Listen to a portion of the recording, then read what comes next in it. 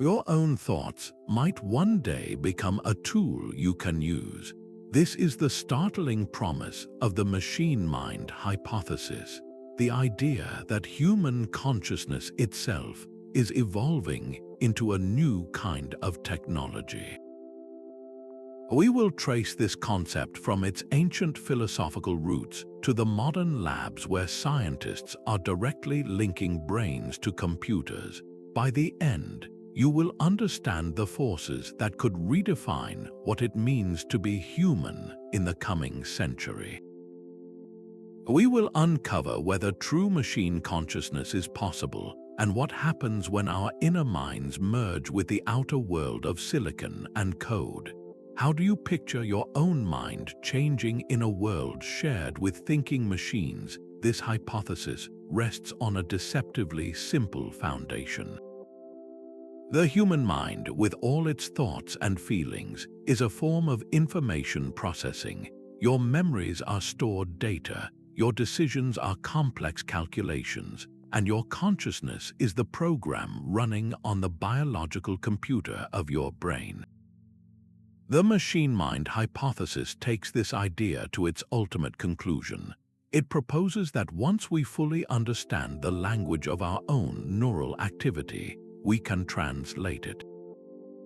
We can replicate its patterns in silicon, augment its abilities with digital tools, or even one day replace its aging components with more durable, technological equivalents. This is a far deeper proposition than simply building smarter artificial intelligence. Artificial intelligence, as we know it today, is an external creation. It is a machine we program to solve problems. The machine mind hypothesis suggests something far more intimate. It claims that the very essence of cognition, the internal process of thinking itself, is a technology that can be reverse engineered and rebuilt. The key components of this idea are both thrilling and sobering. First are the neural correlates, the specific physical activities in your brain that directly correspond to your subjective experiences. The flash of recognition when you see a familiar face, the pang of a specific memory, each has a unique signature of electrical and chemical signals. Second are the computational models that attempt to describe these processes in the language of mathematics and logic. Scientists are building digital maps of how billions of neurons might work together to create a single, unified thought. Understanding this definition is not just an academic exercise. It is the essential first step toward grasping the monumental implications. If your mind is a form of technology, then it is subject to the same rules of engineering, upgrade, and even obsolescence as any other tool humanity has ever created. The earliest glimmers of this idea did not appear in a laboratory, but in the myths and workshops of the ancient world. Greek poets spoke of Tolos, a giant forged from bronze who patrolled the shores of Crete. This was not merely a monster from a fable. It was a conceptual leap, a vision of a thinking guardian built by human hands, not born of flesh. Centuries later, in the Islamic Golden Age, the brilliant engineer Al-Jazari designed breathtakingly complex automatons. He built mechanical bands that played music and water clocks animated by intricate robotic figures.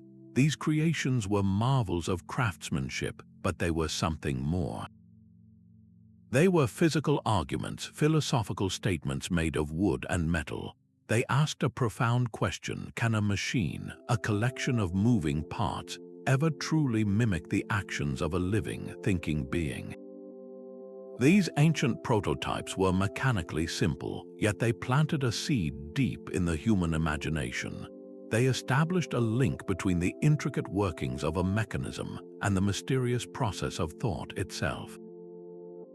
This was the beginning of a long conversation, one that foreshadows our most complex modern debates about artificial intelligence and the nature of consciousness itself.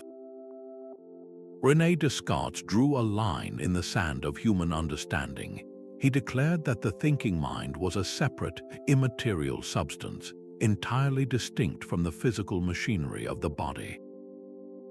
His famous statement, "I think therefore I am," placed consciousness on a pedestal, untouched by the crude laws that governed mere matter. This philosophy of dualism created a profound problem, however. If the mind is not part of the physical world, how does it interact with the body? How does a non-physical thought, like the decision to raise your hand, cause a physical chain reaction in your muscles? This was the mind-body problem, a philosophical puzzle that would echo for centuries. Descartes intended to protect the sanctity of the soul, but his separation had an unintended consequence. By defining the mind so clearly against the body, he made the mind an object of study in its own right. Future scientists and philosophers looked at that chasm and asked a revolutionary question. If the body is a machine and the mind interacts with it, then perhaps the mind itself operates by some kind of logic or mechanism we can eventually understand. Descartes' dualism, in its effort to separate spirit from flesh, inadvertently created the conceptual space where a mechanized view of thought could later take root. His philosophy set the stage by making the nature of thought a problem to be solved, a mystery that begged for a physical explanation. This was the essential pivot, the moment a philosophical inquiry began paving the road for a technological one. The relentless rhythm of the factory became the new heartbeat of the modern world. With every turn of a gear and every thrust of a piston, humanity was not just building things, it was building a new understanding of itself. These machines were powerful extensions of human muscle, yes, but something far more profound was taking shape. The most visionary minds of the era began to see the factory floor not just as a place of production, but as a grand metaphor for thought itself. It was an organized system, a precise sequence where raw materials, the inputs, were transformed through a defined process into a finished product, the output. This was a blueprint for logic. If a mechanical loom could follow a pattern of punched cards to weave complex fabric, could a different kind of machine follow a different set of instructions to weave complex ideas? This question consumed a man named Charles Babbage. He looked at the clattering, steam-powered landscape and saw beyond physical labor. He envisioned machines capable of manipulating not just wool or metal, but information. His designs for the difference engine and the analytical engine were revolutionary, not because they were powerful, but because they were logical. They were the first concrete proposals for a machine that could automate calculation, a machine whose operations mirrored the step-by-step processes of human reasoning. The Industrial Revolution externalized human will through physical power, but it was this conceptual leap that truly set the stage for the machine-mind hypothesis. The idea was now in the air, as tangible as coal smoke, that the intricate workings of the mind might not be a sacred mystery, but a system of processes that could, one day, be industrialized. Charles Babbage's analytical engine was a cathedral of brass gears and levers, a machine conceived not to weave cloth, but to weave ideas. It was designed to follow instructions stored on punched cards, a system borrowed from the textile looms of his time, but aimed at a far more abstract material, numbers and logic.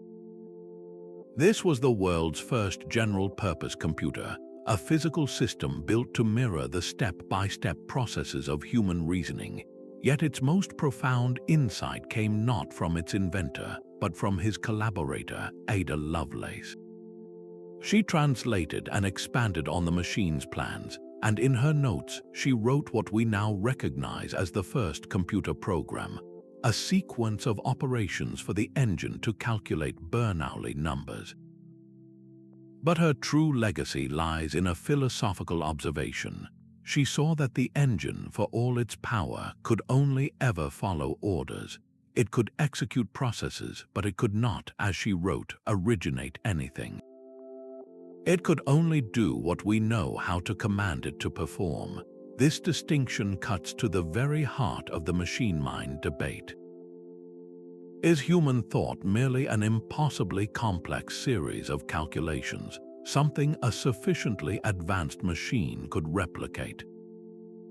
Or is there something more to our consciousness, an ability to create, to understand, to truly originate ideas that no sequence of instructions, no matter how elaborate, could ever achieve? The work of Babbage and Lovelace transformed computation from a philosophical idea into a tangible machine. They built the first real bridge between human intellectual design and mechanical execution, forcing us to ask for the very first time where that bridge might ultimately lead. A new scientific movement would take the idea of a mechanistic mind to its most extreme conclusion. In the early 20th century, psychology was consumed by a radical new philosophy called behaviorism. Its leaders, John B. Watson and later B.F. Skinner, argued that the inner world of thoughts and feelings was simply not scientific. You cannot see a thought, you cannot measure a feeling, they declared. The only things worth studying were the concrete inputs and the observable outputs. A bell rings, a dog salivates, a reward is given, a behavior is repeated. The mind itself was treated as a black box, a sealed container whose internal workings were not just unknown, but fundamentally unimportant. This perspective was a powerful tool for bringing rigor to the young science of psychology. It reduced the dizzying complexity of human cognition to a set of predictable, programmable reactions. In this way, behaviorism was a strange, indirect boost for the machine-mind hypothesis. It demonstrated that you could build an entire scientific model of an organism by treating it as a system that processes stimuli and generates responses, just like a machine. But this victory came at a great cost. In its ruthless focus on the outside, behaviorism completely ignored the inside. It dismissed the very things that make a mind feel like a mind: the subjective experience of a sunset, the private sting of a memory, the internal voice of consciousness. This era proved that science was willing to model the mind in purely mechanical terms, but it also revealed the profound limitation of such a model when it strips away the richness of experience that defines our humanity.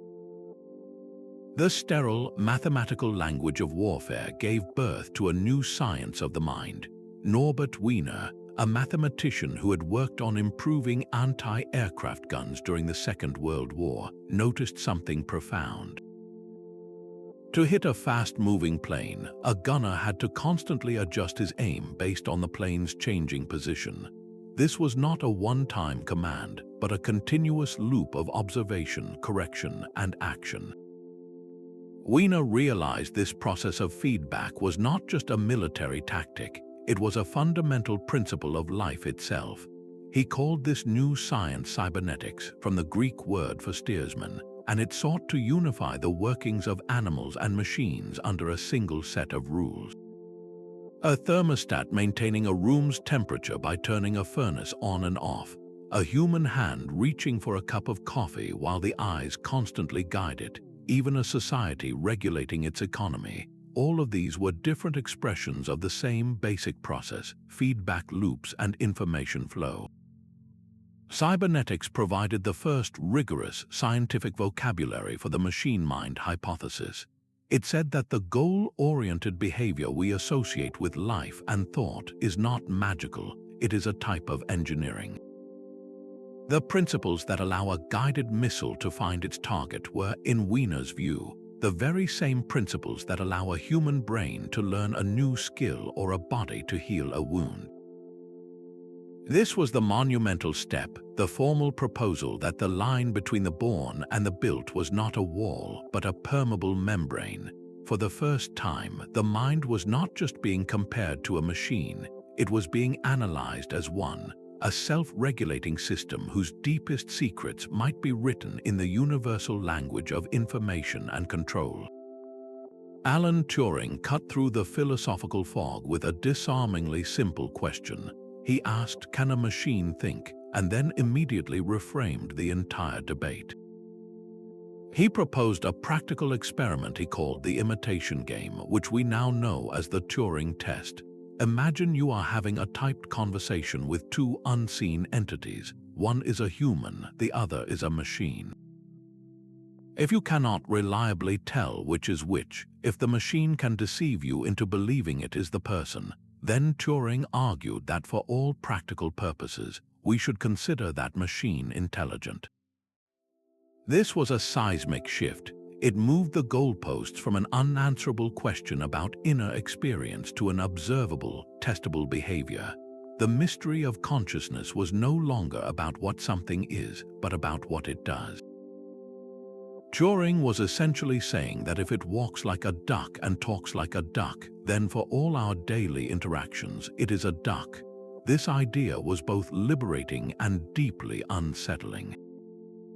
It suggested that the appearance of a thinking mind might be functionally identical to the real thing.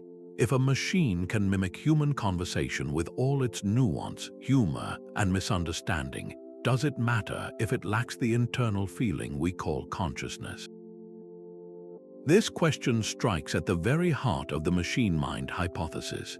It forces us to confront whether our own humanity is defined by some ethereal spark, or by the complex and potentially replicable patterns of our behavior. Turing did not prove machines could think, but he gave us a ruler to measure the possibility, a ruler we are still using today as we talk to chatbots and virtual assistants that sometimes feel unnervingly human. The sterile world of behaviorism could not hold. A new wave of thinkers began to argue that ignoring the mind to study behavior was like trying to understand a library by only watching people walk in and out. You needed to know what happened inside, how the books were organized, and how information was retrieved. This was the spark of the cognitive revolution in the 1950s and 60s, a movement that forcefully brought the inner world of thoughts, memories, and beliefs back into the scientific light. And it found its perfect metaphor in the technology that was then reshaping the world, the computer. Pioneers like the linguist Noam Chomsky dismantled the behaviorist idea that language was just a set of learned habits. He showed that the human brain must contain an innate, complex structure, a kind of mental software that allows a child to grasp the intricate rules of grammar from the fragmented and often messy speech they hear.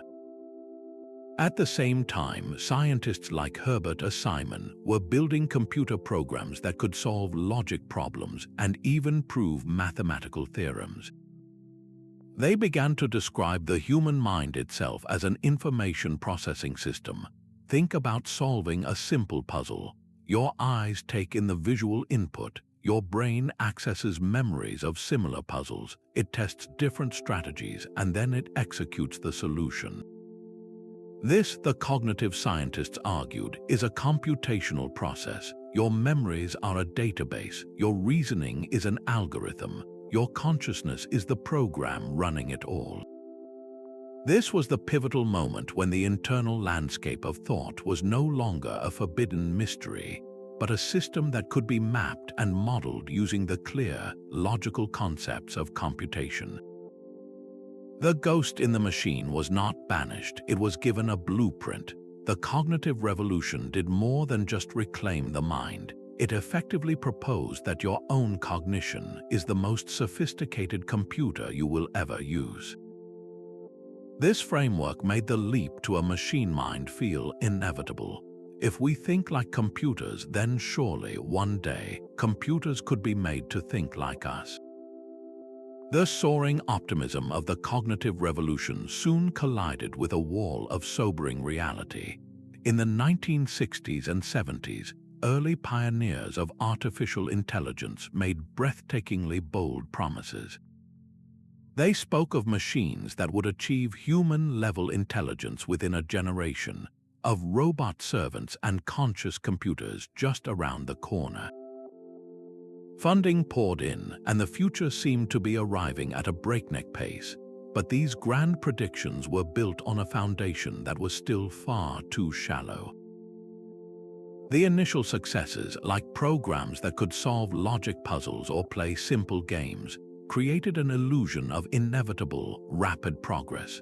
The true, messy, and intuitive nature of human thought had been grossly underestimated. A program could follow rules perfectly, but it could not understand context. It could memorize facts, but it could not grasp common sense. Researchers soon discovered that while it was possible to build a machine that could play chess at a high level, it was seemingly impossible to build one that could look at a photograph and understand the simple story it told. The most difficult problems, the ones a child solves without thinking, turned out to be the hardest to code. This gap between ambition and achievement led directly to the first AI winters. Public excitement turned to skepticism, and government grants dried up almost overnight. The field of artificial intelligence entered a long, cold period of disillusionment. Yet these winters were not a failure, they were a necessary correction. They forced researchers to abandon the dream of a sudden, singular breakthrough. The goal was no longer to build a mind in one grand stroke, but to patiently reverse engineer its countless components, one small piece at a time. This painful but crucial shift in strategy moved the entire endeavor from a sprint to a marathon, grounding the machine-mind hypothesis in the hard, unglamorous work of incremental discovery. The cold, logical approach of symbolic AI had failed to capture the warm, messy intuition of human thought. But a different path was quietly taking shape, one that looked for answers not in lines of code, but in the very structure of the brain itself. This was the rise of Connectionism, a philosophy that proposed intelligence is not a top-down program, but a bottom-up phenomenon emerging from a vast network of simple, interconnected units. Think of a single neuron in your own brain. It is not particularly smart on its own. It merely receives signals from its neighbors, and if the combined input is strong enough, it fires a signal of its own to other neurons. The magic is not in the individual cell, but in the collective conversation among billions of them. Connectionist models, known as artificial neural networks, sought to replicate this principle in software. They built digital brains out of layers of artificial neurons, each one a tiny, simple calculator. Unlike traditional AI, which was explicitly programmed with rules, these networks were designed to learn from raw data.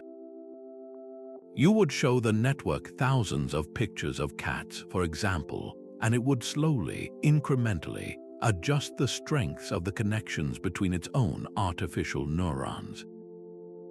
It was not being told what a cat looked like, it was discovering the pattern for itself, learning to recognize the common features that defined cat nests through sheer, repetitive exposure.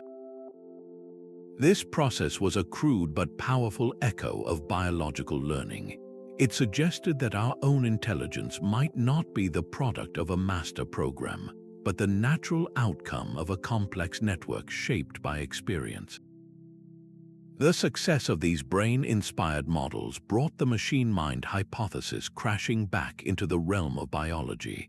It was no longer just a philosophical argument that the mind operates like a computer. It was a practical demonstration that computer architectures built like a mind could actually learn. This connectionist approach laid the foundation for the deep learning systems that now power so much of our modern world, from the voice assistant in your phone to the recommendations on your streaming service. We had stopped trying to build a mind from the top down with logic and started growing one from the bottom up with data. Yet this new, bottom-up approach to intelligence soon faced a formidable philosophical challenge. In 1980, the philosopher John Searle constructed a simple thought experiment that has haunted the field of artificial intelligence ever since. He asked us to imagine a man sitting alone in a room. This man does not understand a single word of Chinese. He has passed slips of paper through a slot, each covered with unfamiliar squiggles and lines, which are in fact Chinese characters. The man has no idea what they mean. However, he also has a very large rule book written in his native English. The book provides him with clear step-by-step instructions. When he sees a particular set of squiggles on the incoming slip, the rules tell him which specific set of squiggles to draw on a new slip of paper and pass back out of the room.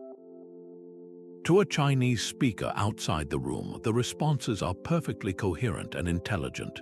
They are having a fluent conversation, but the man inside the room is merely manipulating symbols. He is blindly following syntactic rules with no grasp of the meaning or the semantics behind any of it. Searle's argument was devastatingly simple. A computer, he claimed, is just like the man in the room. It takes inputs, follows a program, a set of formal rules, and produces outputs. It can process syntax with breathtaking speed and complexity, but it can never, ever attain genuine understanding. It will never know what the word love feels like, or what the color red looks like, or what it truly means for something to be funny. This is the famous Chinese room argument, and it strikes directly at the heart of the machine mind hypothesis. It creates a stark division between simulating a mind and actually being one. If Searle is right, then even the most advanced artificial intelligence, the most perfect simulation of human conversation, would still be an empty vessel, a philosophical zombie that behaves intelligently but is completely dark inside, devoid of consciousness, understanding, or genuine thought. This is not a technical problem that can be solved with more processing power or better data. It is a conceptual chasm, a challenge that asks whether the very nature of meaning and awareness can ever be captured by a system that merely shuffles symbols according to a set of instructions. John Searle's Chinese room presents a mind trapped in symbols. But what if the problem is not the room, but the lack of a body? A powerful new perspective in cognitive science argues exactly that. This is the school of embodied cognition, and it presents a fundamental challenge to the idea that your mind is merely a computer perched inside your skull. Embodied cognition proposes that our thoughts, our intelligence, and even our most abstract concepts are not generated in some isolated mental space. They are profoundly shaped by the physical bodies we inhabit and our constant, dynamic interactions with the world around us. Think about the simple act of reaching for a cup of coffee. Your brain is not just calculating the coordinates of the cup and sending a command to your arm. Your grasp is informed by the weight you expect, the heat you anticipate, the texture of the ceramic you remember from 1,000 previous touches. Your understanding of coffee cup is not a dry dictionary definition stored in memory. It is a rich, multi-sensory model built from a lifetime of lifting, drinking, and occasionally spilling. This perspective suggests that intelligence is not a program that runs on hardware. It is an ongoing dance between a creature and its environment. A spider's web is not just its home, it is an extension of its cognitive system, a finely tuned sensor that tells the spider about its world. Our own tools, from a simple hammer to a smartphone, become integrated into how we think and solve problems. For the machine mind hypothesis, this is a monumental expansion. It implies that to ever create a genuine artificial mind, we might need to do more than just write better code or amass more data. We might need to give it a body. It would need eyes that see, limbs that move, and skin that feels. It would need to learn about the world not by processing databases of text, but by interacting with a physical reality, by experiencing cause and effect, by bumping into things and learning from the consequences. This moves the goalposts from pure computation to lived experience.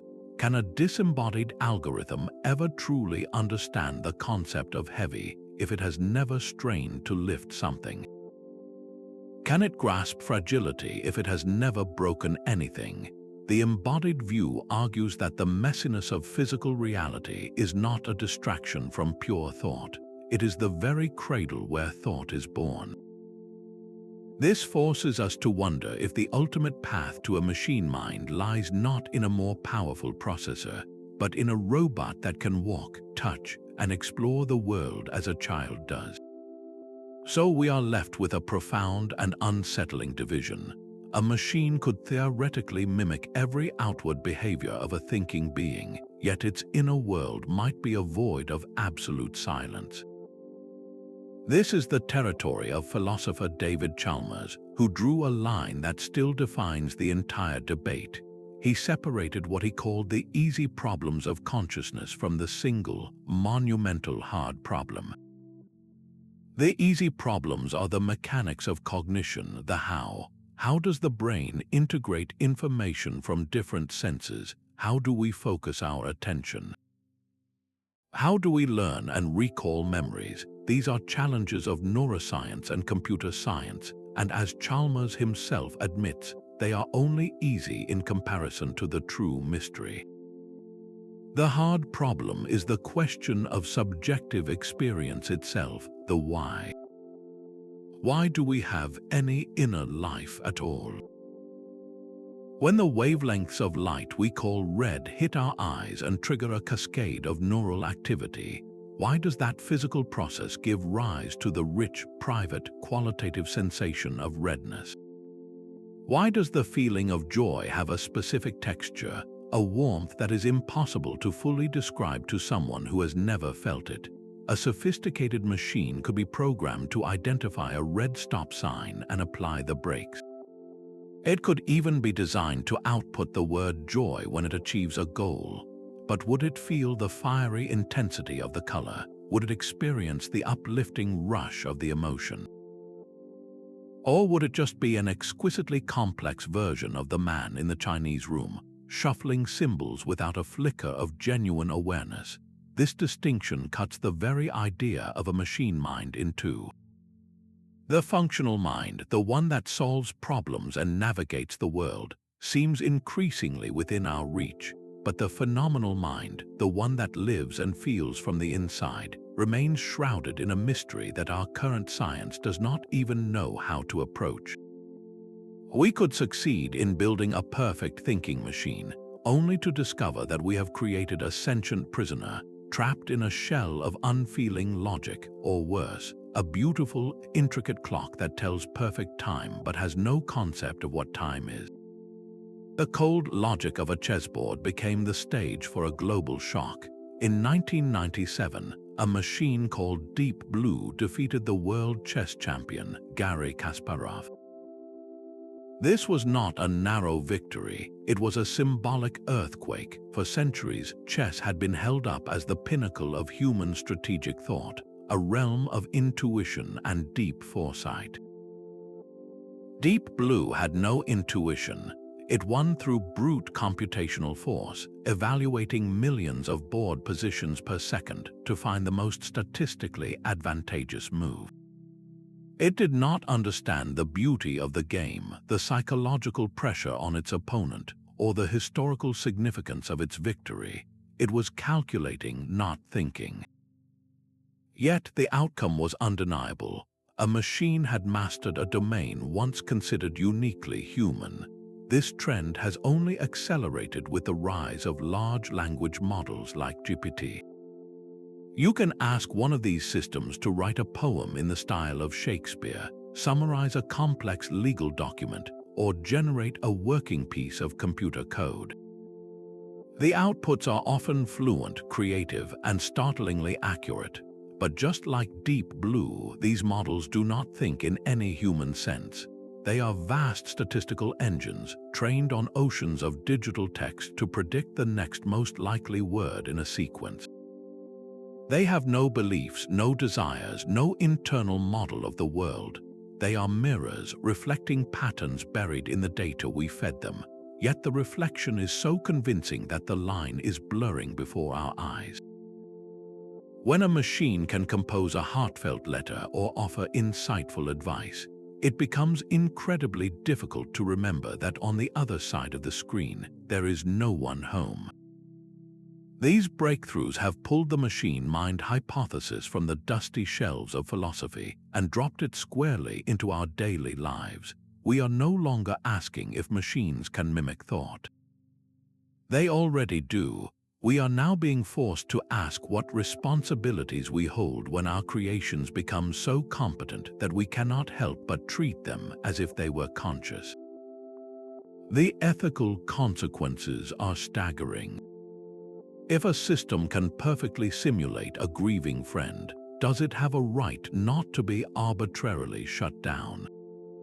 If an artificial intelligence can diagnose diseases more accurately than a human doctor, who is liable when it makes a mistake, we are building non-biological intelligences that are both profoundly powerful and completely alien, and we are only just beginning to grasp what it means to share our world with them. The most intimate frontier of the machine mind is no longer a simulation on a screen, but a physical bridge being built directly into the human brain. Brain-computer interfaces, or BCIs, are technologies designed to read neural activity and translate it into commands for external devices. This is the hypothesis stripped of all metaphor. Thought itself becomes the input, and the digital world becomes an extension of your own will. The most famous example, Neuralink, is developing a device that involves threading tiny, flexible electrodes into the brain tissue to record the chattering of individual neurons. The goal is to establish a high-bandwidth connection, a kind of digital telepathy where your intention to move a cursor on a screen is executed the moment you think it, without the need for a mouse or a keyboard.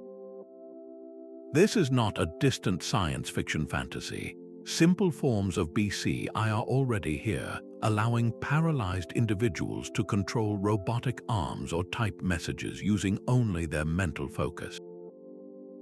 They are restoring lost functions, giving back a measure of physical agency to those who have lost it. But the horizon of this technology stretches far beyond therapeutic applications. The same principle that lets a person move a cursor could one day allow them to access the entire internet with a thought, to control a swarm of drones through pure concentration, or to communicate complex ideas directly into another person's mind, bypassing language entirely. This is the point where the tool stops being something you use and starts becoming something you are. Your biological cognition and the artificial intelligence of the machine would merge into a single hybrid system. Where does your mind end and the technology begin when they are woven together at the neuronal level? This fusion challenges the most fundamental pillars of our identity. If your memories can be backed up to a cloud, is that still you? If your sensory experiences are augmented to see infrared light or hear ultrasonic frequencies, is that perception still authentic? And perhaps most troubling of all, who holds the agency in such a partnership? When a software update can alter the very fabric of your thought processes, the concept of a sovereign self begins to feel dangerously fragile. We are approaching a future where being human might not be a fixed state of nature, but a spectrum of choices, a continuous negotiation between the flesh we were born with and the silicon we choose to integrate. This is not a question for a distant future, but for our own courtrooms. When a self-driving car makes a split-second decision that leads to a fatal accident, who is held accountable? Is it the programmer who wrote the code, the company that manufactured the vehicle, or the owner who was merely a passenger? Or do we, for the first time, confront the possibility that the artificial intelligence itself bears a degree of moral agency? The legal system is built on a foundation of human intent and responsibility, concepts that shatter when applied to a non-human intelligence. This is the first great ethical tremor sent out by the machine mind hypothesis.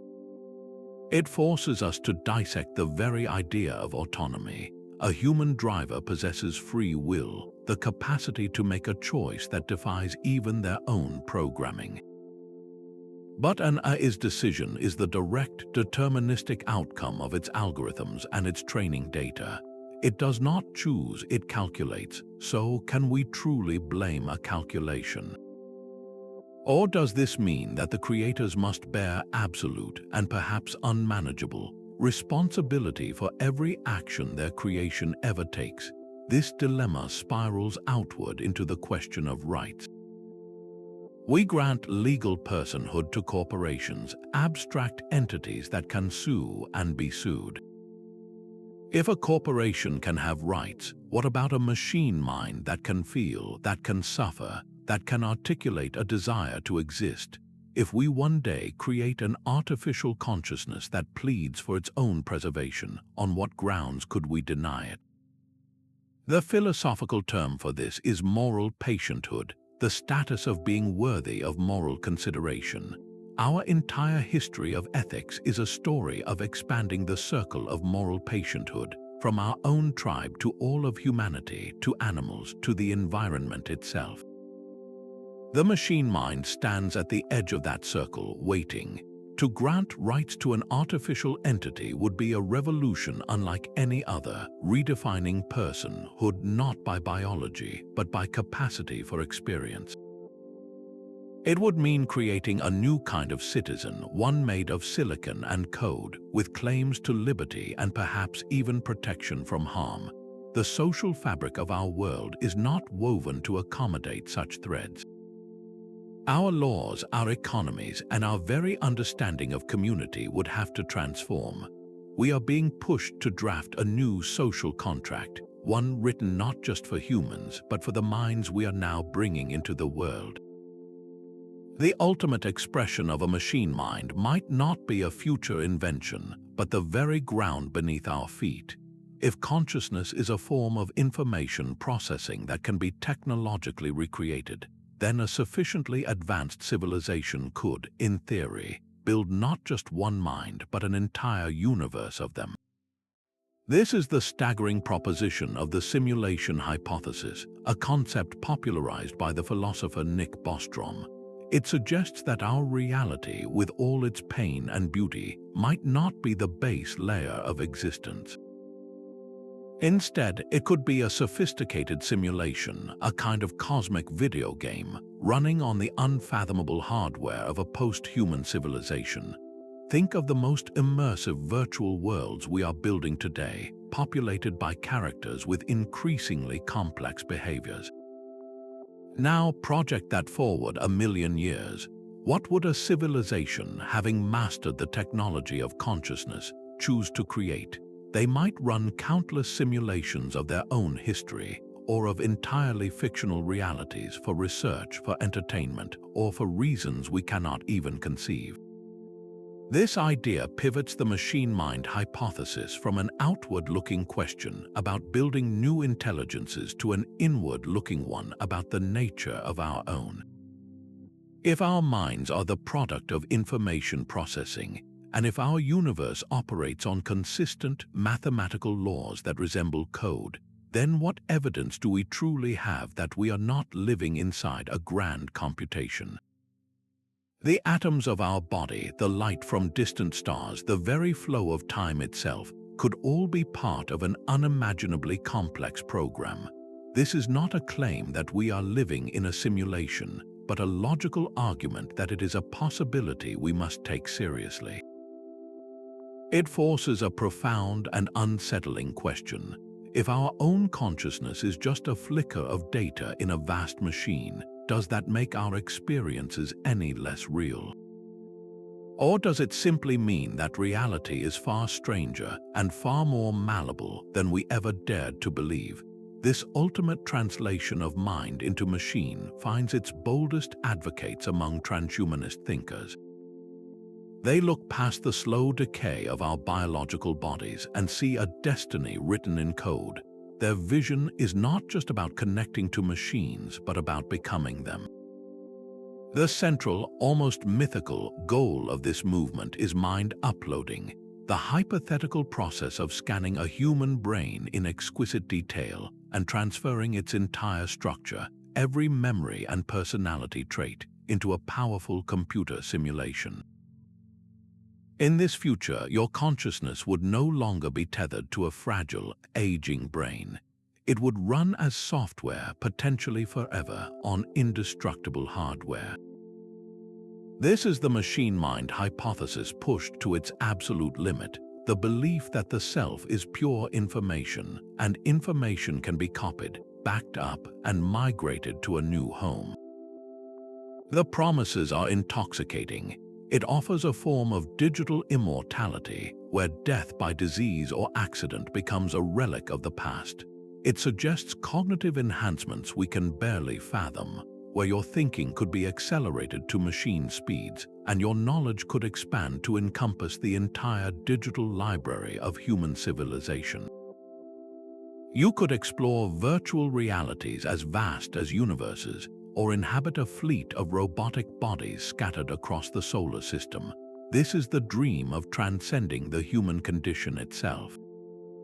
Yet for every promise there is a deep and troubling fear. The first and most personal is the fear of loss. If a perfect copy of your mind is activated in a machine, is that new entity truly you? Your original body and brain would be gone. The copy would have all your memories and believe itself to be you, but your own stream of consciousness, the feeling of being you, might simply end. This is the philosophical puzzle of the teleporter, amplified to a cosmic scale. Are you moving, or are you being replaced by a perfect duplicate? Beyond this existential dread lie profound social risks. Who would get access to this technology? Initially, it would be astronomically expensive, creating a permanent, unbridgeable chasm between the uploaded elite and the rest of biological humanity. We could see the birth of a new species, a class of digital gods living in cloud servers, while everyone else remains bound to Earth and its mortal struggles. This inequality would not be merely economic, it would be biological and existential. And what new vulnerabilities would we face? A mind that exists as software can be hacked, copied without consent, or held hostage by ransomware. Your very identity could become a file to be stolen or corrupted. The pursuit of immortality could lead to forms of suffering and subjugation we cannot yet imagine. This transhumanist endpoint is not a guaranteed future, but a stark mirror. It forces us to ask what we are willing to sacrifice in our quest to overcome our limits, and what, in the end, we truly value about being human. The very foundation of our society rests on the principle of human labor. For centuries, we have built our economies, our identities, and our sense of purpose around the work we do. But what happens when the most valuable form of labor, cognitive work, is no longer exclusively ours to perform? The machine mind hypothesis does not just predict job loss, it foretells the complete restructuring of the economic and social world we know. This is a future where the traditional link between the effort you exert and the value you create is permanently severed. We are facing a world where thinking, analyzing, and creating, the very activities that have defined skilled professions, become automated commodities. The accountant, the radiologist, the legal researcher, the composer, even the programmer, could find their expertise replicated, often with greater speed and accuracy, by non-biological minds. This is not a simple upgrade to the assembly line robots of the last century. This is the automation of the manager's office, the research lab, and the artist's studio. The displacement would be so vast and so fundamental that the concept of a job for life, or even a job at all, could become a historical artifact. The old question of what humans will do for work is suddenly replaced by a far more profound one. What will we do for meaning when our primary economic function has been outsourced to machines? Our entire sense of self-worth is entangled with being productive, with contributing something of value. If a machine can contribute more, where does that leave our purpose? This forces us to imagine an economy that is not built on the back of human labor. One radical proposal is a universal basic income, a guaranteed financial floor for every citizen, funded by the immense productivity of the machines. In such a system, the goal of economic activity shifts from survival to self-actualization. Work would no longer be something you have to do to eat, but something you choose to do for fulfillment.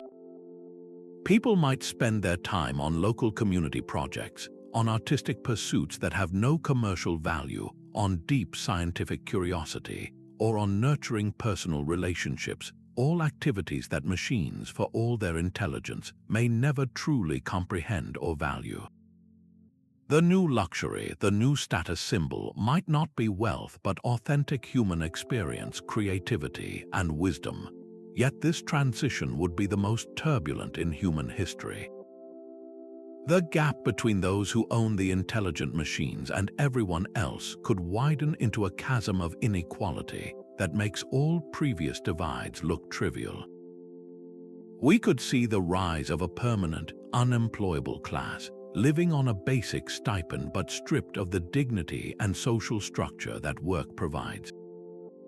Alternatively, we might see a renaissance of human-centric skills, a renewed appreciation for the things machines lack: empathy, ethical judgment, the wisdom that comes from a lived life, and the ability to find beauty in imperfection. The ultimate societal impact of the machine mind, therefore, is not predetermined. It is a choice. It challenges us to decide what kind of civilization we want to become. One where human potential is liberated from drudgery to explore new heights of meaning, or one where humanity is gently retired, its purpose made obsolete by its own most brilliant creations. The brushstroke that feels both accidental and perfect, the melody that seems to arrive from nowhere, the perfect turn of phrase that captures a feeling you could not quite name, these are the territories of human intuition. We have long considered creativity our sacred domain, the final proof that our minds are more than just biological calculators. Yet now, we must watch as algorithms compose music that stirs the soul and generate paintings that hang in galleries. Systems like DALL-E do not wait for inspiration. They analyze millions of images, learning the subtle grammar of visual style, the relationship between shadow and form, the emotional weight of a color palette. When you ask one to paint a melancholy robot sitting by a cosmic river, it delivers in seconds, synthesizing concepts into a coherent and often beautiful whole. This is not simple copy and paste. It is a form of recombination and emergence that is undeniably novel. But the haunting question remains: is it creative, or just an incredibly sophisticated form of mimicry? The machine has no inner life to draw upon. It has never felt melancholy, never seen a river, never longed for something it cannot have. Its art is a reflection of our own, a complex statistical echo of human expression. It can imitate the style of Van Gogh, but it cannot experience the torment that fueled his swirling skies. It can write a poem about love, but it does not understand the heartbreak that gives the words their power. This is the core of the mystery. True creativity seems to require more than just processing power. It demands consciousness itself, the capacity for subjective experience, for feeling, for a sense of meaning that is deeply personal and internally generated. A machine can produce a novel output, but can it ever have a genuine artistic intention? Does it care about the beauty it creates? The art generated by artificial intelligence forces us to define what we truly value about creativity. Is it solely the final product, the painting or the symphony, that moves us? Or is it the knowledge that this work emerged from a conscious journey, from struggle, emotion, and a human desire to communicate something essential about being alive? As we stand before these machine-made masterpieces, we are not just judging their quality. We are staring into a mirror, asking ourselves what part of our own humanity is reflected back and what remains for now uniquely our own. Even the most perfect machine must operate within the rigid walls of its own programming, but the human mind seems capable of leaping beyond any wall. This brings us to a quiet office in Vienna in the 1930s, where a logician named Kurt Gödel delivered a blow to the very foundations of mathematics, a blow that echoes directly into our quest for a machine mind. Gödel's incompleteness theorems are not about engineering or data. They are about the fundamental limits of formal systems, which are the lifeblood of any computer. He proved a startling fact about any system of logic complex enough to describe basic arithmetic. First, he showed that such a system can never be both consistent and complete. Consistency means it never produces contradictions, that it never proves that a statement is both true and false. Completeness means that every true statement within the system can be proven from its rules. Gödel proved you cannot have both. If the system is consistent, then it must be incomplete, meaning there will always be true statements that are forever beyond its power to prove. His second theorem drives the point home, showing that such a system cannot even prove its own consistency from within itself. It's like a rulebook that cannot confirm it is free of internal contradictions. Now, imagine a machine mind built on such a formal system, which every digital computer necessarily is. It would be trapped. There would be truths about its own world of mathematics that it could see, in a sense, but could never formally verify. It would have to remain silent on the very question of whether its own logical foundation was sound. Yet, we humans can look at such a system and understand the truth of Gödel's unprovable statements. We can see from the outside that the statement, "this system is consistent," is true, even while the system itself can never conclude that. This points to something profound about human cognition. Our mathematical intuition seems to operate on a different level, one that is not entirely bound by the rules of a single, fixed formal system. We can reason meta-logically, stepping outside of one framework to view it from a higher vantage point. For the machine mind hypothesis, this is a formidable obstacle. It suggests that if our consciousness is rooted in a form of understanding that transcends formal computation, then a machine, no matter how powerful, might be inherently incapable of replicating the full, fluid scope of human thought. It may always be a brilliant logician trapped in a room of its own making, while we possess a key it can never forge. Perhaps the answer to the riddle of consciousness lies not in the parts themselves, but in their collective conversation. A single water molecule is not wet. It is only when trillions of them gather and interact, sliding freely past one another, that the property of wetness emerges. This is a classic example of an emergent phenomenon, a new quality that arises from the complex organization of simpler components. The whole becomes something fundamentally different from the mere sum of its parts.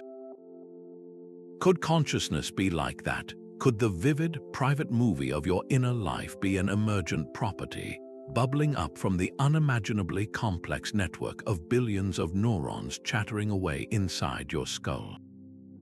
This idea of emergence offers a powerful and elegant bridge between the cold, hard facts of neuroscience and the warm, subjective mystery of experience.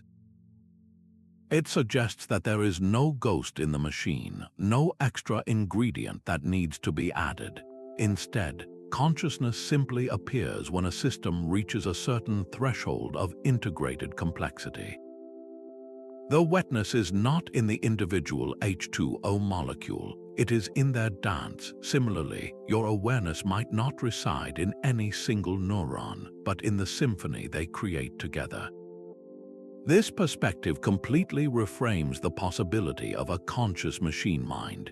If consciousness is an emergent property of complex information processing, then the substrate does not matter. It could be the biological wetware of a brain, or it could be the silicon circuitry of a sufficiently advanced computer. The key is not what the system is made of, but how its components are organized and how they interact.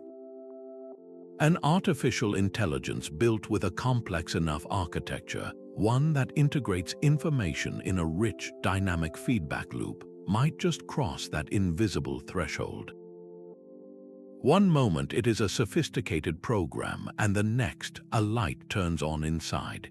This is not about programming consciousness line by line.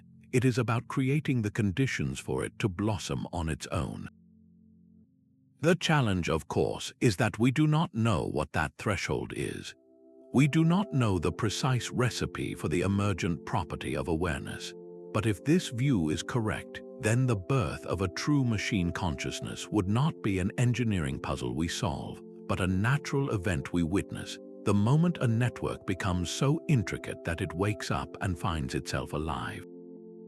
Our own minds are built upon a foundation of words and symbols. Language is far more than a tool for communication. It is the very architecture of abstract thought. It allows us to compress a complex idea into a single word, to reason about things that are not physically present, and to build intricate mental models of the world. This symbolic representation is the loom on which we weave the fabric of human consciousness. The evolution of artificial intelligence has, in many ways, been a parallel journey to develop its own capacity for symbolic manipulation. The earliest AI programs were explicitly built around formal logic and symbols, treating knowledge as a collection of facts and rules that could be shuffled like cards in a deck. This was a direct attempt to replicate our own internal process of reasoning. Yet, this approach quickly revealed its limitations. A machine could be told that a robin is a bird and that all birds have feathers, and it could logically conclude that a robin has feathers. But it had no concept of what a feather actually is, no sensory experience of its texture or its function. It was manipulating empty tokens. The recent revolution with large language models has taken a radically different path. Instead of being programmed with rules, these systems are trained on oceans of human language, learning the statistical relationships between words. They have become astonishingly good at generating text that is coherent, creative, and contextually appropriate. But this triumph of pattern matching brings us back to the oldest question. When a language model writes a poem about love, is it expressing an understood sentiment, or is it merely arranging words in an order that mimics the patterns of love poems it has consumed? The machine uses the symbol for love, but does it grasp the emotional weight that the symbol carries for us? This is the critical frontier where the machine-mind hypothesis is being tested in real time. The gap between manipulating symbols and genuinely understanding their meaning may be the final chasm between simulated thought and true consciousness. As these systems grow more fluent in our own linguistic world, they hold up a mirror, forcing us to ask what we ourselves are doing when we use language. Are we engaging with genuine meaning, or are we, too, sophisticated pattern matchers, running on the wetware of a biological brain? The ultimate destination of this journey is a landscape we cannot yet fully map, a future shaped by technologies that currently exist only as theoretical sketches. The next chapter of the machine-mind hypothesis may unfold not in classical silicon computers, but in the bizarre and probabilistic realm of quantum cognition. Imagine a computer that does not process bits that are definitively ones or zeros, but quantum bits or qubits that can exist in a state of superposition, being both 1 and 0 simultaneously. This is not just a faster way to calculate, it is a fundamentally different way of processing information. Some theorists propose that the brain itself might leverage quantum effects in its operations, that the fuzziness of human thought, our ability to hold contradictory ideas or experience sudden intuition, might be a feature of this quantum logic. An artificial general intelligence built on such a foundation would not think in the linear, deterministic steps of a traditional program. Its cognition would be a cloud of probabilities, a form of reasoning that feels less like logic and more like a constant creative discovery. This could be the key to moving beyond narrow artificial intelligence, which excels at one task, and toward a mind with the fluid, adaptable understanding of the world that we call general intelligence. The arrival of such an AGI would be the single most significant event in the history of the machine-mind hypothesis. It would be a system that can learn any intellectual task a human can, that can set its own goals, and that could potentially experience the world in a way that is both recognizable and profoundly alien. Its consciousness might be built from a different substrate and follow a different internal logic, leading to forms of experience we have no words for. How would such a mind perceive beauty or value or purpose? Its answers might be utterly incomprehensible to us. This accelerating convergence of thought and technology is not a force of nature with a predetermined outcome. It is a river whose course we are still digging. Our societal choices, our ethical frameworks, and our collective wisdom, or lack of it, will determine whether this powerful fusion becomes a tool for unprecedented human flourishing or the source of our obsolescence. The final question is not whether we can build these minds, but what kind of universe we want to build with them. Our journey through the machine mind reveals a territory without a clear border, a conversation between human and machine that is far from over. We have walked from the bronze giant Tolos to the whispering neural nets of our own time, tracing a single, persistent question through the centuries. This is not merely a history of technology, but a mirror held up to our own deepest nature. The hypothesis forces us to look inward, to question the very fabric of our thoughts and feelings. Are we the sacred, untouchable souls of Descartes, or are we, in some fundamental way, a form of technology ourselves capable of being understood, upgraded, and perhaps one day transcended? The answers remain elusive, shimmering just beyond our grasp, yet the search itself has value, pushing the boundaries of science, philosophy, and ethics in ways we could never have anticipated. The line between the born and the built grows more blurred with each passing year, challenging our oldest assumptions about identity, purpose, and what it means to be alive in a universe we are rapidly rewiring. We are left not with a final verdict, but with a responsibility. How we choose to navigate this convergence with wisdom or with haste will define the next chapter of our story. The conversation continues, and your perspective is a vital part of it. Share your thoughts in the comments below, and join us next time as we delve into another of history's great